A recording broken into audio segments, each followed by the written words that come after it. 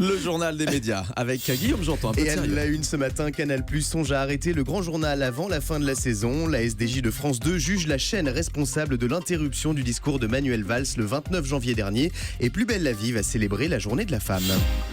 Et on commence avec le grand journal de Canal+, qui pourrait ne pas finir la saison. Alors que les audiences du talk show quotidien de Canal sont historiquement basses, avec une moyenne dépassant à peine les 100 000 téléspectateurs depuis janvier, la direction de Canal+ pourrait déprogrammer le grand journal dès le printemps prochain, selon le site Pure Média.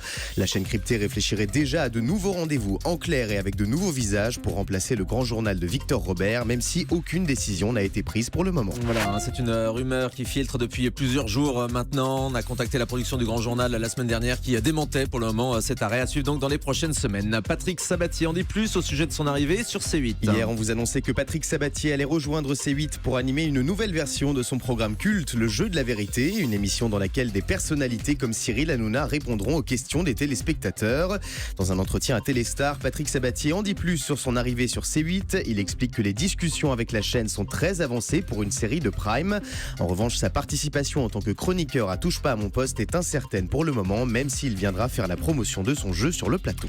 C8 toujours, qui va consacrer un documentaire à Jean-Jacques Goldman. Alors que TF1 diffusera prochainement le premier concert des Enfoirés sans Jean-Jacques Goldman, le chanteur préféré des Français va faire l'objet d'un documentaire diffusé le jeudi 2 mars prochain en prime time sur C8. Ce film, baptisé Jean-Jacques Goldman de Coluche à Céline Dion, retracera l'incroyable carrière de cet artiste hors du commun, de l'écriture de la chanson des restos en 1986 à son dernier album solo sorti en 2001, avec au programme des archives inédites, des témoignages des proches de Jean-Jacques Goldman comme Florent Pagny, Patricia Cass, Josiane Balasco ou encore Céline Dion.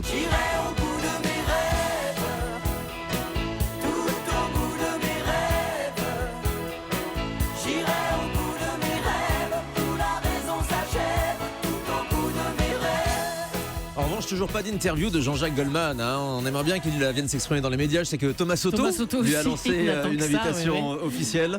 Il devrait être dans Ma vie en Super 8 bientôt avec Laurent Boyer. Devant la caméra. Devant avec la caméra, des interviews de Laurent Boyer aurait donc décroché une interview de Voilà, Jean-Jacques vous l'avez Goldman. annoncé la semaine dernière. Ouais. Exactement. Et ben voilà, peut-être qu'il pourra faire un petit saut par Europe 1 également à cette occasion. La SDJ de France 2, la Société des journalistes, juge la chaîne responsable de l'interruption du discours de Manuel Valls le soir du deuxième tour de la primaire de la gauche. Le 29 janvier dernier, après sa victoire à la primaire de la gauche, Benoît Hamon avait commencé son discours avant que celui de son adversaire Manuel Valls soit terminé, ce qui avait choqué de nombreux téléspectateurs, à tel point que Benoît Hamon s'était excusé publiquement quelques heures plus tard. Mais selon la Société des journalistes de France 2, le responsable de ce couac ne serait pas Benoît Hamon, mais la chaîne du service public. Dans un courrier à la présidence de France Télévisions, la SDJ dénonce l'impératif d'un retour à l'antenne précoce. En clair, France 2 aurait voulu expédier les deux discours des candidats pour diffuser son téléfilm sans trop de retard.